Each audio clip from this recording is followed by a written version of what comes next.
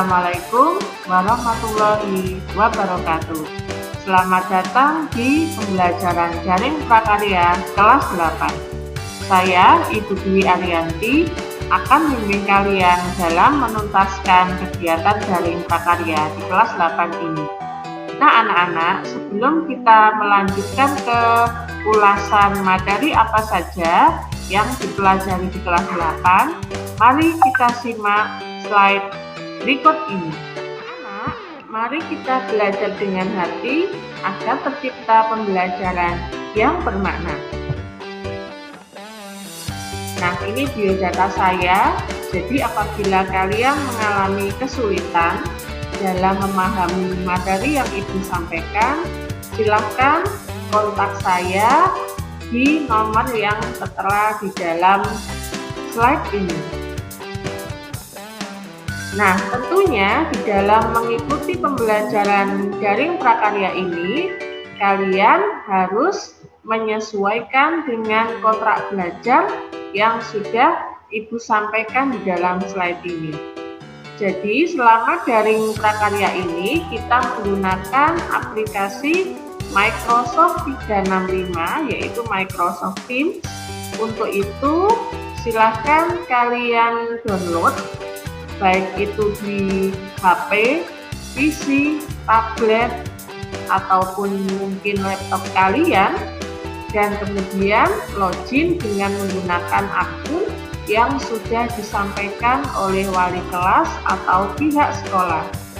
Nah, ketika kalian sudah tergabung di dalam kelas prakarya yang sudah Ibu buat, maka untuk langkah selanjutnya adalah kalian cermati jadwal pembelajaran daring prakarya yang sudah disampaikan oleh pihak sekolah sesuai dengan kelas kalian masing-masing.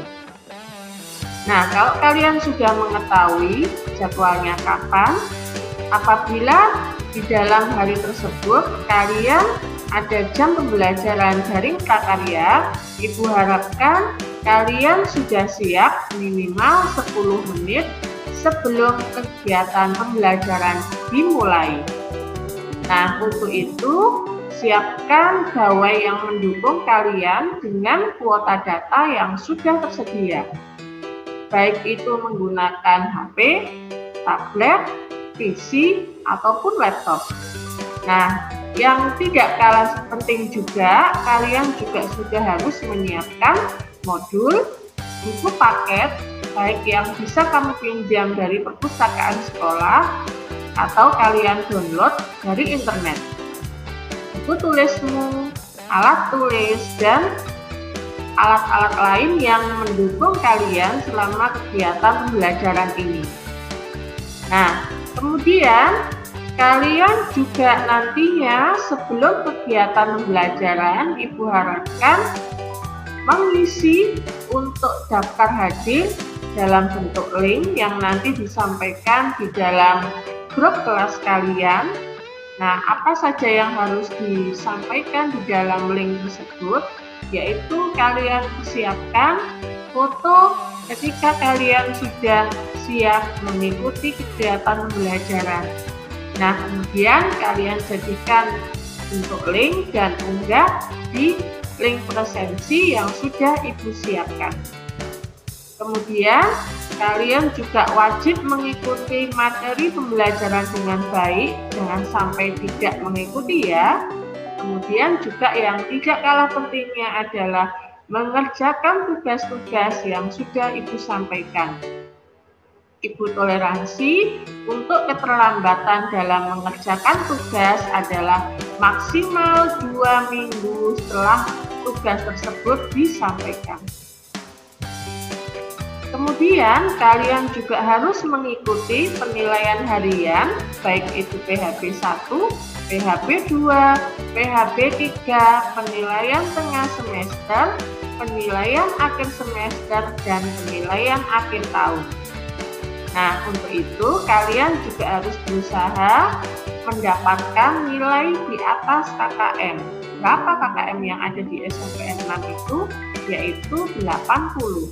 Jadi, kalau kalian mendapatkan nilai di bawah 80, saya harapkan dengan kesediaan hati dan kepatuhan kalian, maka kalian harus melaksanakan remedi. Nah, untuk itu silakan menghubungi guru ataupun wali kelas untuk membantu di dalam ketuntasan belajar kalian. Nah, kalian juga harus selalu mengecek informasi yang Ibu sampaikan, baik itu di dalam grup WhatsApp ataupun Telegram, ataupun yang tidak kalah pentingnya adalah Microsoft Teams kalian masing-masing. Nah, apabila di dalam penilaian, karena untuk prakarya itu sendiri, selain kalian menuntaskan di dalam penilaian materinya, nanti juga ada penilaian berupa praktik. Nah, untuk itu, anak-anak, apabila ada hal-hal yang tidak bisa kamu kerjakan sendiri dan membutuhkan bantuan orang lain, jangan ragu untuk meminta bantuan kepada pihak keluarga. Dan tentunya juga harus dikerjakan dengan tetap mematuhi protokol kesehatan. Nah, untuk itu saya mohon kerjasama kalian di dalam menuntaskan kegiatan pembelajaran prakarya ini, sehingga kalian mencapai nilai yang optimal. Mudah bukan? Nah, untuk itu kalian harus memiliki niat yang tulus dan ikhlas dalam melaksanakan itu semua. Nah, ini adalah buku pegangan untuk belajar kalian. Di sini ada 2 buku. Yang pertama modul dalam bentuk file, nanti Ibu sampaikan di dalam setiap pembelajaran. Yang kedua adalah buku paket. Nah, kalian bisa melihat cover dari masing-masing buku ini. Nah, untuk buku paket nanti bisa kalian peroleh atau kalian pinjam dari perpustakaan sekolah, ataupun bisa kalian download lewat internet. Dan nanti Ibu kalau misalnya menyampaikan buku tersebut di dalam bentuk file, mohon segera kalian download. Nah, anak-anak, untuk kontrak belajar tadi sudah disampaikan ya. Tentunya kalian harus mengikuti dengan seksama dan tentunya juga harus bersungguh-sungguh. Nah, untuk materi yang pertama, kita mengambil dari aspek kerajinan. Nah, untuk yang bab pertama ini, kita mempelajari mengenai tentang bahan lunak. Siapa yang sudah tahu mengenai apa itu bahan lunak, apa saja contoh-contohnya, dan bagaimana ya proses pembuatannya? Yuk, kita simak slide berikut ini. Nah, setiap kita mempelajari sebuah materi, tentunya ada beberapa tujuan pembelajaran yang harus kalian kuasai. Yang pertama adalah kalian mampu menentukan macam-macam dari bahan lunak, baik itu berupa sifat, kemudian juga berupa teknik, membandingkan dengan baik, memilih bahan lunak yang sesuai dengan potensi di daerah kalian, yang nantinya akan dibuat menjadi sebuah kerajinan yang bagus dan menarik. Kemudian membuat laporan dalam pemilihannya, mengetahui prinsipnya apa saja, dan yang tidak kalah pentingnya adalah kalian mampu merancang sebuah praktik yang nanti akan kalian laksanakan secara mandiri di rumah masing-masing. Nah, kalau kalian sudah menentukan bahan yang sesuai, kemudian kalian siapkan alat bahan lain yang mendukung dan kerjakan sesuai dengan perencanaan yang sudah kalian siapkan. Nah, tadi seperti yang sudah Ibu ingatkan, apabila ada hal-hal yang tidak bisa kamu kerjakan sendiri, kalian boleh meminta bantuan kepada anggota keluarga. Dan tentunya juga harus tetap memegang dan mematuhi protokol kesehatan sehingga tercipta keselamatan dan keamanan bagi kalian sendiri dan orang-orang di sekitar kalian. Nah, kalau sudah produk kerajinannya selesai kalian buat, maka kalian sajikan, dipresentasikan, dan kemudian siap dinilaikan untuk nilai keterampilan kalian. Nah, anak-anak, sebelum kita menentukan ya bahan apa nanti yang kita buat di dalam praktik membuat kerajinan bahan lunak, coba kalian bandingkan dulu dua gambar ini. Nah, gambar yang pertama apa ya? Dan gambar yang kedua ini gambar apa juga? Nah, gambar yang pertama ini adalah gambar dari tanah liat. Nah, biasanya kalau tanah liat itu mudah kita jumpai apabila di lingkungan itu ada di daerah persawahan ya atau perbukitan, itu mudah. Nah, gambar yang kedua adalah gambar sabun. Nah, bedanya apa dengan gambar yang pertama? Apakah berdasarkan asal bahannya atau bagaimana? Nah, untuk mengetahui lebih lanjut dari ciri khas masing-masing bahan ini, kita lanjut ya ke slide yang berikutnya. Nah, sebelum kita ulas satu persatu, mari kita ketahui dulu apa saja prinsip yang kita harus lakukan di dalam menyiapkan dan membuat kerajinan dari bahan lunak. Yang pertama ada keterampilan tangan, yang kedua ada keterampilan teknik, yang ketiga ada keterampilan kedaerahan atau tradisional. Apa ya masing-masing definisi dari masing-masing keterampilan tersebut? Nah, coba kita ulas satu persatu. Keterampilan tangan yang dimaksud di sini adalah kita benar-benar menggunakan keahlian kita, bakat kita ya, walaupun kita sebagai pemula mungkin dalam diri kita itu punya bakat-bakat terpendam untuk membuat sebuah kerajinan. Jadi kita harus telaten ya dalam membuat kerajinan itu dengan menggunakan tangan kita sendiri, bukan menggunakan bantuan alat-alat yang modern. Jadi lebih diutamakan di dalam menggunakan keahlian tangan masing-masing pengrajin.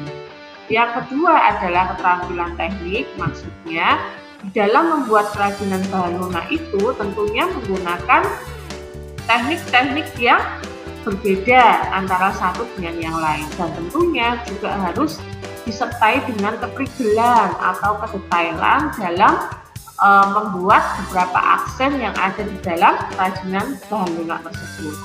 Yang ketiga adalah keterampilan kedaerahan. Maksudnya apa? Jadi kita memperhatikan prinsip atau ciri khas dari masing-masing daerah. Jadi ada unsur kedaerahannya yang masih kita pegang sehingga di dalam membuat kerajinan itu nampak ciri khasnya. Nah, bagaimana tentang pembagian dari kerajinan-kerajinan tersebut kalau kita lihat berdasarkan tentang manfaatnya. Jadi di sini ada beberapa manfaat ya, sebagai pelengkap busana, yang kedua adalah sebagai pelengkap benda, yang ketiga adalah sebagai pelengkap bangunan, yang keempat adalah sebagai pelengkap upacara atau ritual. Nah, pastinya kamu tahu ya, membandingkan contoh-contohnya. Kalau kita menggunakan kelengkapan busana, jadi kalau kita menggunakan busana pada suatu acara tertentu supaya penampilan kita lebih terlihat oke, lebih berbeda dibandingkan dengan teman ataupun mungkin para tamu undangan yang lain, kita bisa menambahkan aksesoris, bisa seperti kalung, topi, ataupun pendukung lain yang sekiranya terbuat dari bahan-bahan kerajinan. Yang kedua adalah sebagai pelengkap benda. Jadi kalau kita punya benda-benda tertentu, ingin memperindah, mempercantik dari benda itu, kita bisa menambahkan pelengkap yang nantinya sangat mendukung dari benda itu sendiri. Yang ketiga adalah pelengkap bangunan. Jadi kalau dalam sebuah dekorasi bangunan atau rumah, di situ kita lengkapi beberapa kerajinan yang sangat mendukung di dalam bangunan tersebut. Kemudian kalau yang keempat sebagai kelengkapan ritual, ini kita jumpai kalau ada acara keagamaan atau adat istiadat, biasanya kita jumpai beberapa bahan lunak yang dijadikan di dalam pendukung acara tersebut. Nah, bagaimana tentang prinsip kebermanfaatannya? Jadi, untuk kerajinan bahan lunak itu bisa untuk menambah keindahan, memberikan penekanan, kemudian sebagai prasyarat pemakaian, sebagai simbol, kemudian juga bisa digunakan sebagai duplikasi menyerupai dari benda aslinya, dan juga sebagai bagian dari karya seni. Nah, tadi kan kita sudah mempelajari ya mengenai tentang prinsip, kemudian manfaat, dan prinsip kebermanfaatannya. Untuk yang berikutnya, kita mengetahui dulu tentang apa definisi dari bahan lunak.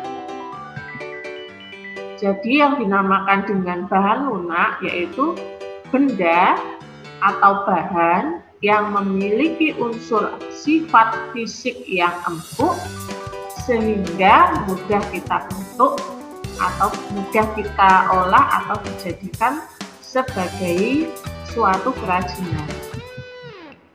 Nah, berdasarkan asal bahannya, kerajinan bahan lunak itu dibagi menjadi dua, yaitu yang berasal dari alami seperti serat alam, tak, kemudian juga bisa berupa kulit, dan float clay. Bagaimana dengan kerajinan yang berasal dari buatan atau sintetis ya? Nah, itu bisa berupa bubur kertas, kemudian lilin, parafin, fiberglass, juga bisa berupa sabun maupun polimer clay. Jadi di gambar awal tadi yaitu tentang bahan tanah liat dan sabun bisa kita bedakan berdasarkan asal bahannya ya. Kalau tanah liat itu berasal dari bahan alami, kalau sabun berasal dari bahan sintetis. Nah, ini ada beberapa gambar contoh-contoh bahan lunak alami ya, bisa kalian lihat di sini beraneka ragam. Anak-anak, ini adalah beberapa contoh produk dari kerajinan bahan lunak alami. Seperti yang sudah tampak di dalam slide ini ya, ada miniatur kapal-kapalan, kemudian ada ikat pinggang, kemudian juga ada beberapa replika mainan ya, kemudian juga ada gerabah. Nah, pasti kamu bisa menebak ya dari bahan dasar apa saja yang dipakai menjadi kerajinan-kerajinan tersebut. Nah, coba kita ulas satu persatu ya. Yang pertama adalah tentang kerajinan dari bahan tanah liat. Nah, ciri-cirinya apa saja? Tentunya seperti ada di gambar yang sebelumnya tadi, sifat atau ciri khas dari tanah liat itu yang pertama adalah liat dan lengket. Kemudian juga berwarna hitam terang atau hitam keabu-abuan. Kemudian juga memiliki sifat yang sulit menyerap air sehingga sangat cocok ya kalau dibuat menjadi gerabah atau peralatan rumah tangga. Kemudian dapat terpecah ya, jadi untuk kerajinan yang terbuat dari tanah liat ini kita harus benar-benar menjaga supaya tidak mudah pecah.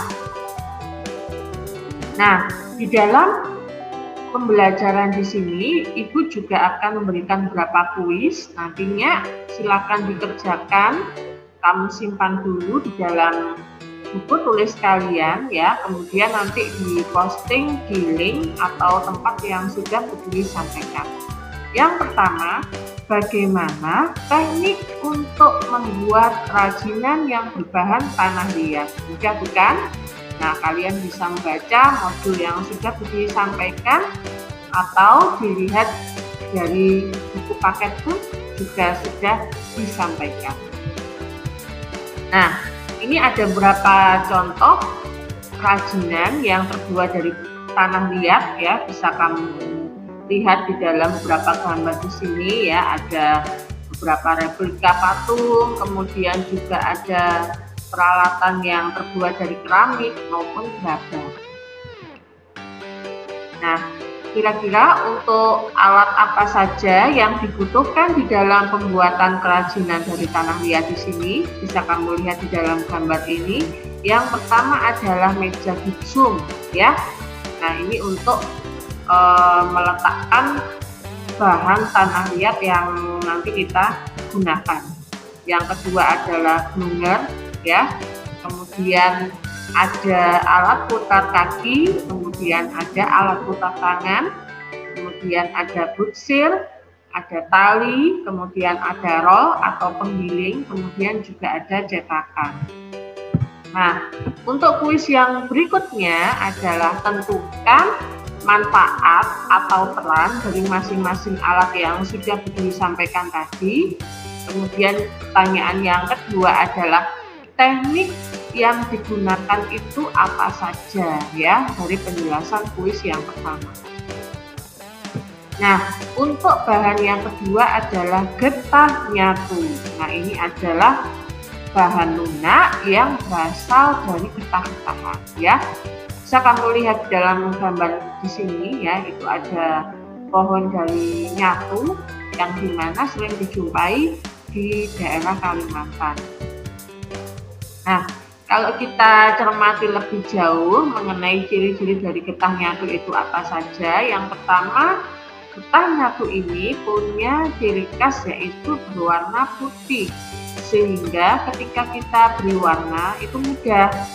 Kemudian warnanya alami ya, karena warnanya putih berasal dari getah. Kemudian tidak memiliki warna secerah warna-warna yang biasanya kita jumpai ya.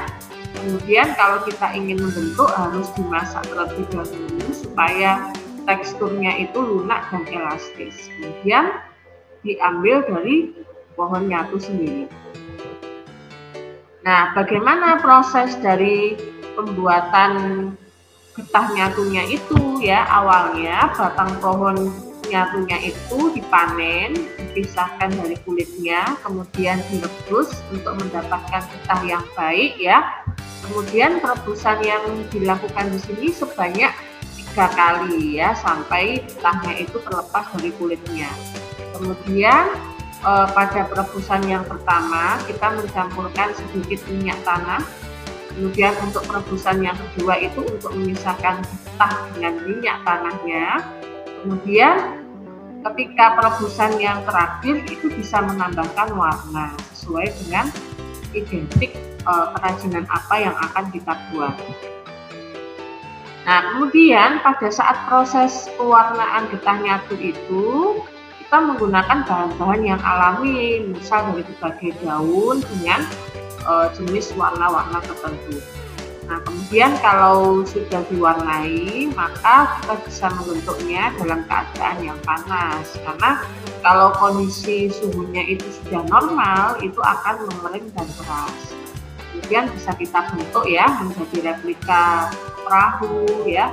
Kemudian juga bisa menjadi perahu bentuknya naga atau bentuk-bentuk khasnya yang biasanya dijumpai di daerah Kalimantan. Nah, untuk kuis yang ketiga yaitu coba kalian tentukan contoh-contoh kerajinan dari bahan getah nyatu seperti yang sudah Budi ulas sebelumnya. Mungkin untuk lebih bagusnya kamu sisipkan gambar-gambar yang mendukung. Nah, yang ketiga adalah kerajinan kulit. Bagaimana untuk ciri-ciri bahan kulit itu ya? Biasanya kulit yang kita pakai itu adalah dari kulit binatang yang biasanya ada yang berwarna hitam, putih, coklat maupun krem. Kemudian kalau kulit itu kita bakar maka akan menimbulkan bau seperti sate ya. Kemudian juga cepat rusak dan cepat busuk apabila tidak segera kita keringkan. Kemudian juga kulit ini punya ciri khas tidak tahan terhadap air. Jadi kalau kalian memiliki kerajinan yang terbuat dari bahan kulit, kalian harus menghindarkan dari kelembapan ya, atau benda-benda atau tempat-tempat yang sekiranya terdapat banyak air ya, jadi harus dihindarkan supaya tekstur kulitnya itu tetap bagus dan tidak berjamur. Nah, apa saja bahan yang kita gunakan di dalam pembuatan kerajinan kulit ya? Yang pertama ada penggaris, ada pisau cutter, kemudian ada cutting mat, kemudian ada lem, ada proper greasing ya, slitching hole punch, hammer atau palu. Kemudian juga ada benang ya. Jadi untuk pembuatan dari kerajinan kulit ini punya step-step atau langkah-langkah yang khusus ya, karena kalau kita ingin menciptakan sebuah produk dengan tema-tema tertentu, kita harus punya polanya terlebih dahulu. Nah, proses pertama kalau kita ingin membuat kerajinan, yaitu kerajinan bentuknya adalah bentuk dari sepatu ya. Kerajinan kulit berbentuk sepatu. Yang pertama kita potong kertas-kertas karton dulu, kemudian proses yang kedua pemotongan karton tadi berdasarkan pola yang sudah kita bentuk. Nah, kemudian pembuatan motif pada kulitnya, kemudian dilem ya karton dengan motif kulit, kemudian dipukul-pukul karton yang sudah ditempel pada motif kulit, kemudian kita palu secara manual, kalau sudah kita rangkaikan dan dijahit. Kemudian karton yang sudah terbalut kulit tersebut kita rangkai menjadi produk yang kita inginkan. Nah, ini adalah contoh beberapa kerajinan dari bahan kulit ya. Bagus bukan? Berikutnya adalah floor clay. Apa itu floor clay? Yaitu clay itu bisa kita katakan sebagai tanah liat yang sintetis. Tapi maksudnya di sini kok dimasukkan di dalam bahan alami, karena clay yang kita buat itu berasal dari tepung. Menarik bukan? Nah, ciri-ciri floor clay itu apa saja ya? Floor clay di sini berasal dari adonan tepung yang dilumat hingga kalis sehingga mudah dibentuk, kemudian bisa dicampur dengan air juga. Jika terkena dengan air akan mudah rusak, kemudian juga pewarnaannya itu kadang timbul pewarnaan yang tidak secemerlang biasanya. Jadi warna yang sudah kita campurkan di dalam clay tepung tadi itu kadangkala tidak terlalu bagus atau warnanya tidak secerah yang kita inginkan. Nah, caranya bagaimana kalau kamu tertarik untuk membuat clay dari tepung? Yang pertama, tepung yang kamu siapkan adalah tepung terigu, kemudian ada tepung tapioka atau kanji, tepung beras, lem putih ya. Kemudian langkahnya bagaimana? Semua tepung-tepung tadi kamu campur sama lem hingga tercampur dengan rata, dibentuk menjadi adonan hingga kalis, kemudian bedakan menjadi beberapa bagian kalau kamu ingin memberikan warna yang berbeda ya. Kemudian kamu bentuk, diolah, dibentuk menjadi bentuk-bentuk yang sesuai ya. Baik, untuk kuis yang berikutnya yaitu kuis yang keempat. Tadi sudah Budi sampaikan bahwasanya clay tepung akan berasal dari bahan alami. Nah, itu tidak bisa bertahan sampai 1 minggu lebih ya, bahkan warnanya itu juga cepat pudar, kemudian juga cepat berjamur ya kalau kita tidak simpan dengan baik. Nah, bagaimana cara untuk mengatasi problematika tersebut? Nah, solusinya apa saja yang bisa kalian sampaikan? Nah, itu silakan dikerjakan di dalam kuis 4. Nah, tadi kan kita sudah pelajari ya mengenai tentang bahan lunak alami. Nah, sekarang kita bergeser ke kerajinan bahan lunak buatan. Nah, coba kamu cermati ya gambar-gambar yang ada di dalam slide ini. Bagus-bagus sekali ya bentuk maupun ciri khasnya. Yang pertama adalah kerajinan dari polimer clay. Bedanya apa dengan clay tepung tadi? Kalau clay tepung itu sudah pasti bahan dasarnya adalah dari bahan alami ya, dari beberapa jenis tepung-tepung tadi.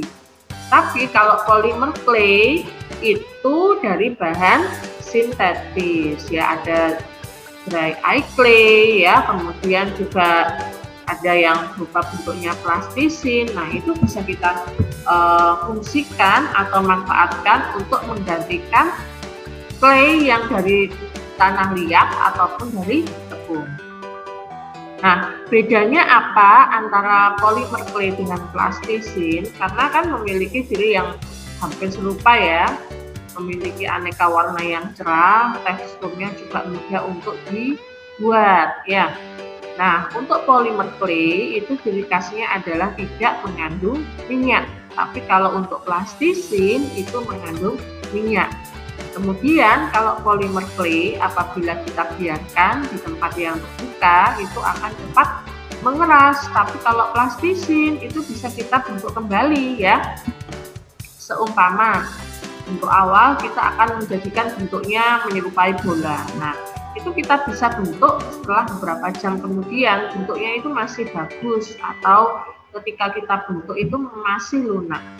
Tapi kalau untuk polimer clay apabila sudah terkena udara atau di tempat yang terbuka, walaupun itu dalam hitungan beberapa menit itu sudah langsung mengeras sehingga sulit untuk dibentuk kembali. Untuk yang berikutnya adalah kerajinan dari fiberglass ya. Nah, fiberglass itu punya ciri khusus yaitu strukturnya cair. Kemudian jika mengering dia akan mengeras. Kemudian ketika setengah mengeras itu harus kita segera bentuk ya supaya bentuknya itu yang tercetak bagus. Kemudian teknik yang kita gunakan adalah teknik cetak atau dicor. Kemudian ketika membuat fiberglass itu harus dicampur sama katalis ya sehingga cepat mengeras. Kemudian fiberglass di sini juga punya keunggulan yaitu tahan lama dan kuat, dan tentunya wujudnya juga bening ya, sehingga kerajinan yang terbentuk dari bahan fiberglass di sini itu menyerupai air. Nah, untuk kuis yang kelima, coba kalian kerjakan juga ya. Apa saja alat yang dibutuhkan untuk membuat kerajinan dari fiberglass? Kemudian bagaimana prosesnya supaya terbentuk seperti gambar yang ada di slide ya. Bagus bukan ya untuk gantungan kunci ya, itu bisa kita coba ya kalau bahan-bahan maupun alatnya sudah tersedia. Nah, untuk berikutnya adalah kerajinan lilin. Siapa sih yang tidak kenal dengan bahan lilin ya?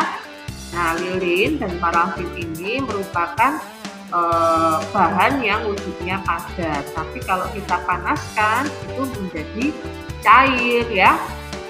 Kemudian ketika kita bentuk menjadi sebuah kerajinan itu menggunakan teknik cor atau teknik cetak. Pewarnaannya dilakukan pada saat bahannya itu mencair, bisa juga kita tambahi dengan aroma pewangi tertentu sehingga bisa kita katakan ada yang namanya kerajinan lilin aromaterapi ya. Kemudian ketika kita panaskan kan kondisinya cair sehingga lilin ini bisa kita kembalikan ke bentuk yang lain ya. Nah, berikutnya adalah kerajinan gipsum.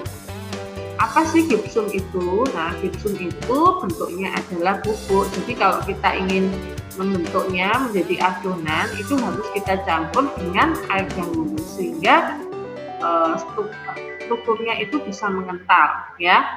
Kemudian kita diamkan, setelah kita cetak, nah itu nanti akan terbentuk kerajinan yang kita inginkan. Jadi untuk kerajinan gipsum ini bisa kita simpulkan karena dia itu bahan dasarnya itu dari bubuk sehingga kita harus hati-hati ya ketika membawanya, jangan sampai menjadi pecah atau rusak. Nah, untuk kuis yang keenam ini ada pertanyaan Yang pertama, bagaimana proses pembuatan kerajinan dari bahan gips. Yang kedua adalah tentukan contoh-contoh kerajinan dari bahan gipsum. Kemudian untuk kerajinan sintetis yang berikutnya adalah kerajinan sabun. Nah, pastinya kalian tidak awam ya dengan bahan sabun. Nah, kalau kita memiliki bahan sabun, itu bisa kita buat menjadi kerajinan dengan bahan lunak ya, dengan teknik ukir. Ataupun sabunnya itu dalam bentuk cair itu bisa kita gunakan dulu, tapi harus dibentuk bubur dulu, lalu nanti kita cetak ya. Nah, di sini untuk kerajinan sabun itu juga punya ciri khusus, yaitu baunya harum, kemudian juga gampang berbusa ya kalau terkena dengan air atau ada di kelembapan yang cukup tinggi. Nah, saya rasa cukup ya untuk penjelasannya Bu Dwi. Nah, anak-anak, menarik bukan untuk materi kerajinan bahan lunak ini? Saya harapkan kalian bisa memahami dengan baik dan menuntaskan tugas-tugas yang sudah Bu Dwi sampaikan. Nah, anak-anak, apabila ada hal yang tidak kamu mengerti mengenai materi ini, silahkan kamu tanyakan kepada Bu Dwi langsung ya. Nah, pada materi ini juga nanti juga ada praktik mandiri yang harus kalian laksanakan, yaitu membuat kerajinan dari bahan clay. Nah, clay yang tadi sudah Ibu sampaikan bisa berupa clay tepung atau polimer clay. Nah, silakan mana yang menurutmu mudah untuk didapat dan juga mudah untuk kalian buat menjadi kerajinan. Nah, untuk itu anak-anak harus menjadi anak-anak yang kreatif ya, punya sejuta inovasi sehingga bakat-bakat kalian itu bisa dikembangkan dengan baik. Baiklah anak-anak yang hebat, saya rasa cukup untuk penjelasan materi saya. Untuk koordinasi berikutnya nanti akan Ibu sampaikan pada pertemuan-pertemuan yang selanjutnya. Terima kasih anak-anak yang hebat, tetap semangat belajarnya dan tetap patuhi protokol kesehatan. Terima kasih anak-anakku. Wassalamualaikum warahmatullahi wabarakatuh. Semangat!